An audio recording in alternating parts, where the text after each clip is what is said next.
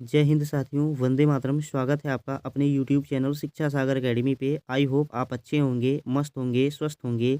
आपकी तैयारी बढ़िया बेहतरीन ढंग से चल रही होगी। साथियों, आज हम एसएससी एमटीएस एग्ज़ाम के लिए कुछ इम्पोर्टेंट जीके के क्वेश्चन को करने वाले हैं। तो जितने भी ये जीके के क्वेश्चन हैं, ये एसएससी एमटीएस एग्ज़ाम में पूछे गए हैं। ये सभी प्रश्न साथियों प्रीवियस ईयर एग्ज़ाम के क्वेश्चन को आज हम प्रैक्टिस सेट में करने वाले हैं। कई बच्चे सोच रहे होंगे साथियों कि एमटीएस का एग्ज़ाम तो नहीं लगा है, तो सर एमटीएस एग्ज़ाम के लिए प्रैक्टिस सेट क्यों करवा रहे हैं? तो सबसे पहले मैं बता दूँ साथियों आपको कि जो एमटीएस का अगली वैकेंसी आएगी साथियों, ये जून 2025 में आने वाली है। तो साथियों जून 2025 में आने वाली है, तो बच्चे सोच रहे होंगे कि अभी तो 5-6 महीने हमारे पास काफ़ी बेहतरीन ढंग से टाइम है। तो देखिए साथियों, मैं सबसे पहले बता दूँ कि एमटीएस एक ऐसा एग्ज़ाम है जिसमें साथियों सबसे ज़्यादा फॉर्म भरे जाते हैं और हर एक एग्ज़ाम से ज़्यादा कॉम्पिटिशन एमटीएस एग्ज़ाम में होता है। तो ये एमटीएस एग्ज़ाम को साथियों आप टारगेट कर रहे हैं, तो तैयारी अभी से शुरू कर दीजिए। जब साथियों आप तैयारी अभी से शुरू किए रहेंगे, तो आने वाले समय में साथियों आपके लिए कोई दिक्कत नहीं रहने वाला है। 5-6 महीने साथियों आप एक्स्ट्रा चीज़ों को देखेंगे, तो 5-6 महीने में साथियों आप सिर्फ़ और सिर्फ़ अभी अपनी पढ़ाई पे फ़ोकस कर लीजिए। क्या पता साथियों 5-6 महीने में आपका भविष्य किस तरफ जा सकता है। तो साथियों यदि आप एसएससी एमटीएस एग्ज़ाम को टारगेट कर रहे हैं, यदि आप एग्री हैं, तो जैसे हमने एसएससी एमटीएस एग्ज़ाम के लिए अंग्रेजी का प्रैक्टिस सेट स्टार्ट किया था यूट्यूब पे, यदि आपको विश्वास ना हो तो साथियों चैनल के अंदर जाके आप देख सकते हैं। हमने अंग्रेजी के प्रैक्टिस सेट तथा जीके के प्रैक्टिस सेट को स्टार्ट किया था। काफ़ी बच्चों को साथियों यह प्रैक्टिस सेट पसंद आया था। तो यदि साथियों आप एग्री हों, तो हम अंग्रेजी के प्रैक्टिस सेट को नहीं, अंग्रेजी व्याकरण तथा अंग्रेजी से रिलेटेड जितने भी इम्पोर्टेंट क्वेश्चन आपके एग्जाम में पूछे जाते हैं, उनको हम बेहतरीन ढंग से शुरू से एकदम थ्योरी क्लास के रूप में पढ़ने वाले हैं। तो जब तक आपका एग्ज़ाम का फॉर्म नहीं भरा जाएगा साथियों, उससे पहले साथियों हम थ्योरी क्लास को अपने हम मजबूत कर लेंगे। फिर उसके बाद जब आपका फॉर्म भरा जाएगा, तो उस समय साथियों आप प्रैक्टिस सेट कर रहे होंगे। तो देखिए साथियों, फार्म आने से पहले आप अपनी थ्योरी क्लास को एकदम बेहतरीन ढंग से क्लियर कर लेंगे। उसके बाद जब इसका फार्म भरा जाएगा, तो आपका साथियों प्रैक्टिस सेट हम स्टार्ट करेंगे। तो ऐसे क्या होगा साथियों, आप एग्ज़ाम में 100% सफलता लेके आ सकते हैं। और सफलता साथियों उन्हीं बच्चों को मिलेगी जो कंटिन्यू अपनी पढ़ाई को जारी रखेंगे। 5-6 महीने साथियों कुछ ज़्यादा महीने नहीं होते हैं। यदि आप इनको फालतू चीज़ों में लगाओगे, तो ये साथियों फालतू चीज़ में गुजर जाएँगे। यदि इन्हीं समय को साथियों आप एकदम अपने सही दिशा में लगाओगे, तो आपको सही मार्ग में और अच्छा सिलेक्शन यानी आपका भविष्य एक उज्जवल भविष्य की तरफ बढ़ेगा। तो यदि साथियों अ, ये तो आपके ऊपर डिपेंड है कि आप किस तरफ जाना चाहते हैं। बाकी आप कमेंट में बताइएगा। मैं आपके लिए अंग्रेजी के प्रैक्टिस सेट स्टार्ट करने वाला हूँ। साथ ही मैं जीके की भी कोई प्रैक्टिस सेट को पढ़ाऊँगा साथियों। उनको हम एकदम शुरू से करने वाले हैं। अभी तो हमारी थ्योरी क्लास चलेगी। हमने सोचा आपको आज एसएससी एमटीएस एग्ज़ाम में पूछे गए कुछ 10 या 12 प्रश्न जो थे साथियों इम्पोर्टेंट क्वेश्चन थे। सोचा आज मैं आपको जीके के क्वेश्चन के रूप में करवा दूँ। तो चलिए साथियों बिना किसी देरी के क्लास की ओर बढ़ते हैं। उससे पहले साथियों आपसे विनती है कि अगर आप चैनल पर नए हैं, तो चैनल को सब्सक्राइब करके बेल आइकन को ऑन कर दीजिएगा और साथ ही इस वीडियो का लिंक अपने दोस्तों के पास ज़रूर शेयर कीजिएगा। तो देखिए साथियों, स्क्रीन पे आपको क्वेश्चन नंबर 1 दिख रहा है। प्रश्न है हमारा कि अमर्त्य कुमार सेन को अर्थशास्त्र में नोबेल पुरस्कार किस वर्ष मिला था? इम्पोर्टेंट क्वेश्चन साथियों, और ये एसएससी एमटीएस में 2013 में पूछा गया क्वेश्चन है कि अमर्त्य कुमार सेन को अर्थशास्त्र में नोबेल पुरस्कार किस वर्ष मिला था। और एसएससी क्या करता है साथियों, आपसे पुराने वाले क्वेश्चन को साथियों जो वर्तमान में करंट अफेयर्स जैसे होते हैं, इनको साथियों क्या करता है, अपडेट करके जीके के रूप में पूछता है। तो ये बात आप ध्यान में रख के चलिएगा, क्योंकि अब की बार जो एग्जाम हुआ था इसमें इसी प्रकार के क्वेश्चन पूछे गए थे। तो देखिए यहाँ पे क्वेश्चन था कि अमर्त्य कुमार सेन को अर्थशास्त्र में नोबेल पुरस्कार किस वर्ष मिला था? Option A 1990, option B 1998, option C 1995 और ऑप्शन नंबर डी 2000।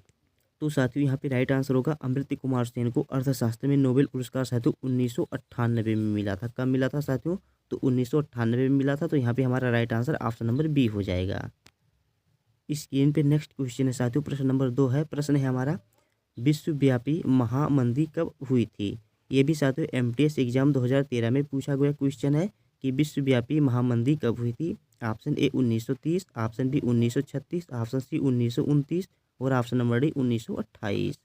तो साथियों यहाँ पे राइट आंसर हमारा होने वाला है कि विश्वव्यापी महामंदी ये हुई थी साथियों 1930 में।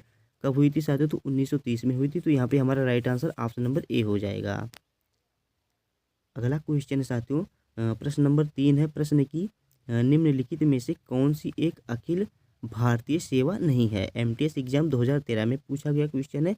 मोस्ट इम्पोर्टेंट क्वेश्चन है साथियों, वेरी इंपॉर्टेंट क्वेश्चन है कि कौन सी एक अखिल भारतीय सेवा नहीं है। ऑप्शन ए भारतीय पुलिस सेवा, ऑप्शन बी भारतीय विदेश सेवा, ऑप्शन सी भारतीय वन सेवा और ऑप्शन नंबर डी भारतीय प्रशासनिक सेवा। साथियों यहाँ पे राइट आंसर हमारा क्या हो जाएगा, यहाँ पे राइट आंसर हमारा होगा ऑप्शन नंबर बी भारतीय विदेश सेवा जो है साथियों, यह एक अखिल भारतीय सेवा नहीं है। तो option number B is the right answer होगा। नेक्स्ट क्वेश्चन है साथियों, प्रश्न नंबर 4 है। प्रश्न है कि सेतु समुद्रम जहाज नहर परियोजना SSCP से चेन्नई और तूतीकोरिन के बीच की दूरी समुद्र मील से कम हो जाएगी। देखिए साथियों, क्वेश्चन है कि सेतु समुद्रम जहाज नहर परियोजना से चेन्नई और तूतीकोरिन के बीच की दूरी यानी समुद्री दूरी कितनी कम हो जाएगी साथियों, अगर हम सेतु समुद्रम जहाज परियोजना नहर परियोजना SSCP से साथियों, कहाँ से, तो SSCP से चेन्नई और तूतीकोरिन के बीच में तय करेंगे तो इसकी दूरी कितनी मील कम हो जाएगी। तो ऑप्शन ए साथियों 305, ऑप्शन बी 361, ऑप्शन सी 434 और ऑप्शन नंबर डी 243। तो साथियों यहाँ पे हमारा राइट आंसर होगा ऑप्शन नंबर सी 434 मील कम हो जाएगी। तो option number C is the right answer. Next question है साथियों, प्रश्न नंबर 5 है। प्रश्न है कि 1 से 5 मिलियन तक की आबादी वाले शहर को क्या कहा जाता है। इंपॉर्टेंट क्वेश्चन है साथियों कि 1 से 5 मिलियन तक की अधिक आबादी वाले शहर को क्या कहते हैं। ऑप्शन ए साथियों cosmopolitan, option B conversion, option C million city और ऑप्शन नंबर डी मेट्रोपॉलिटन। तो देखिए साथियों 1 से 5 मिलियन तक की आबादी वाले शहर को क्या कहा जाता है।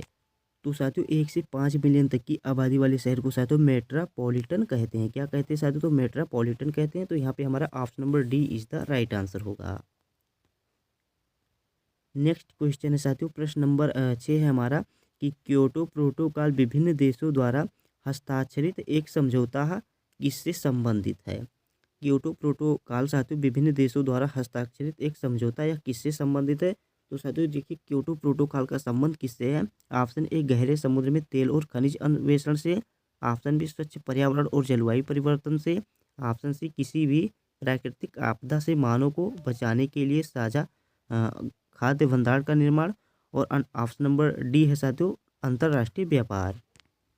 तो साथियों यहाँ पे राइट आंसर होगा क्योटो प्रोटोकॉल का संबंध स्वच्छ पर्यावरण और जलवायु परिवर्तन से है। तो ऑप्शन नंबर बी यहाँ पे हमारा साथियों राइट आंसर हो जाएगा। नेक्स्ट क्वेश्चन है साथियों, प्रश्न नंबर 7 है कि संयुक्ता पाणिग्रही डांस के लिए मशहूर थी। देखिए साथियों संयुक्ता पाणिग्रही जो थी ये किस डांस के लिए मशहूर थी। Option A Odissi, option B Bharatanatyam, option C Kathak और ऑप्शन नंबर डी मणिपुरी। तो साथियों संयुक्ता पाणिग्रही ये ओडिसी डांस के लिए प्रमुख मशहूर थी। तो यहाँ पे ऑप्शन नंबर ए हमारा राइट आंसर हो जाएगा। स्क्रीन पे साथियों प्रश्न नंबर 8 है। प्रश्न है साथियों श्वेत क्रांति किससे संबंधित है। इंपॉर्टेंट क्वेश्चन है साथियों कि श्वेत क्रांति किससे संबंधित है। तो सीधी सी बात है साथियों श्वेत क्रांति का संबंध दूध से हो जाएगा। किससे होगा साथियों, तो दुग्ध उत्पादन से हो जाएगा साथियों श्वेत क्रांति का संबंध।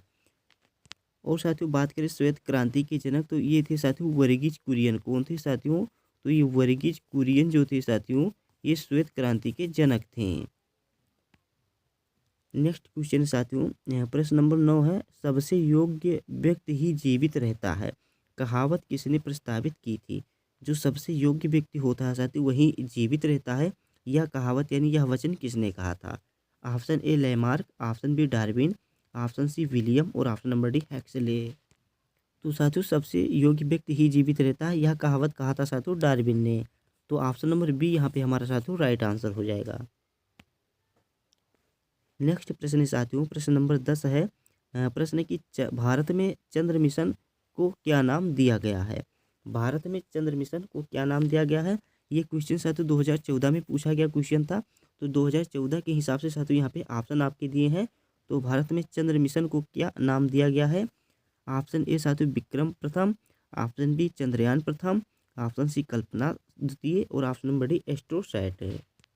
तो यहाँ पे साथियों राइट आंसर हमारा हो जाएगा ऑप्शन नंबर बी चंद्रयान प्रथम। और देखिए साथियों हाल ही में चंद्रयान द्वितीय छोड़ा गया था, ये कब छोड़ा गया था कमेंट में बताइएगा साथियों चंद्रयान द्वितीय कब छोड़ा गया था।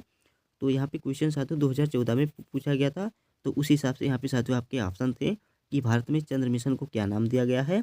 तो चंद्रयान प्रथम नाम दिया गया था। तो ऑप्शन नंबर बी यहाँ पे हमारा राइट आंसर होगा। नेक्स्ट क्वेश्चन साथियों लीरा किस देश की मुद्रा थी। देखिए साथियों लीरा किस देश की मुद्रा है। देखिए साथियों, मुद्रा से रिलेटेड हमने वीडियो ऑलरेडी बनाई हुई है, तो आप चैनल के अंदर जाकर के देख सकते हैं कि किस देश की कौन सी मुद्रा है। तो यहाँ पे देखिए क्वेश्चन है हमारा कि लीरा किस देश की मुद्रा है। तो साथियों यहाँ पे हमारा राइट आंसर हो जाएगा ऑप्शन नंबर डी, इटली की। लीरा कहाँ की मुद्रा है साथियों? तो इटली की मुद्रा है। वर्तमान में साथियों इटली की प्रधानमंत्री कौन है? तो जॉर्जिया मेलानी है, ध्यान में रख के चलिएगा। और लीरा साथियों इटली की मुद्रा है।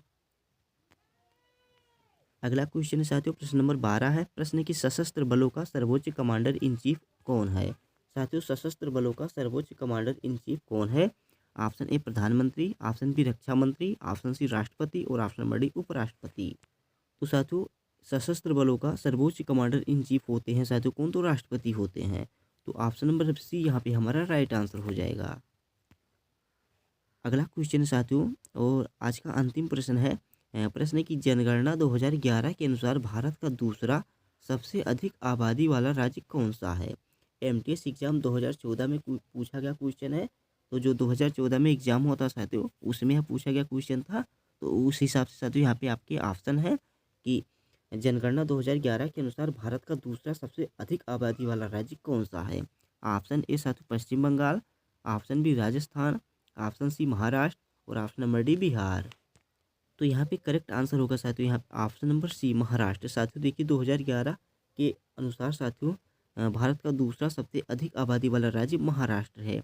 तो ऑप्शन नंबर सी यहाँ पे हमारा करेक्ट आंसर हो जाएगा। तो बस साथियों हमारे पास केवल इतने ही प्रश्न थे। हमने सोचा आपको प्रैक्टिस सेट के रूप में करवा दूँ, क्योंकि कोई भी क्वेश्चन साथियों हो सभी अपने आप में एक मायने रखते हैं। जब एग्जाम आता है साथियों तो सभी प्रश्न अपने आप में एक एक दम रखते हैं। तो आशा करता हूँ साथियों आपको आज वाली क्लास अच्छी लगी होगी। यदि क्लास अच्छी लगी तो प्लीज़ आप वीडियो को लाइक कर दीजिएगा। साथ ही अगर आप चैनल पर नए हैं तो चैनल को सब्सक्राइब कर लीजिएगा। और हाँ साथियों यदि आपको क्लास थोड़ा बहुत कम समझ में आया हो तो उसके लिए मैं आपसे क्षमा चाहता हूँ, क्योंकि हमारे पास ज़्यादा प्रश्न नहीं थे साथियों। 12-13 प्रश्न थे हमारे पास, क्योंकि 2 क्वेश्चन हमने ऑलरेडी हमारे माइनस थे। डायरेक्ट देखिए यहाँ पे हमारे 12 से साथियों 15 पे हम आ गए हैं। तो 3 क्वेश्चन हमारे साथियों माइनस थे यहाँ पे। तो 12-13 जो क्वेश्चन थे साथियों हमने इन्हीं क्वेश्चनों को आपको प्रैक्टिस सेट में करवाया। और साथियों यदि आप एग्री हो तो कमेंट में ज़रूर बताइएगा। यदि आप अभी से तैयारी को शुरू करना चाहते हैं, यदि आप एमटीएस एग्जाम को लेकर सीरियस हैं तो कमेंट में बताना। मैं अभी से अंग्रेजी और जीके का प्रैक्टिस सेट स्टार्ट कर दूंगा। तो जब साथियों आप अभी से अपनी तैयारी को किए रहेंगे तो आगे आपको एग्जाम में कोई दिक्कत नहीं रहेगा। तो आप लोग एग्री हो साथियों तो प्लीज़ कमेंट में बताइएगा। साथ ही कितने बच्चे एसएससी जीडी एग्जाम की तैयारी कर रहे हैं ये भी कमेंट में बताइएगा। तो चलिए साथियों मिलते हैं वीडियो में। मैं आपके कमेंट का इंतज़ार करूँगा, कमेंट जरूर करना साथियों। तो चलिए साथियों मिलते हैं नेक्स्ट क्लास में। तब तक के लिए जय हिंद, जय Bharat, Vande Mataram, take care, bye bye. मस्त रहना, अपना ख्याल रखना।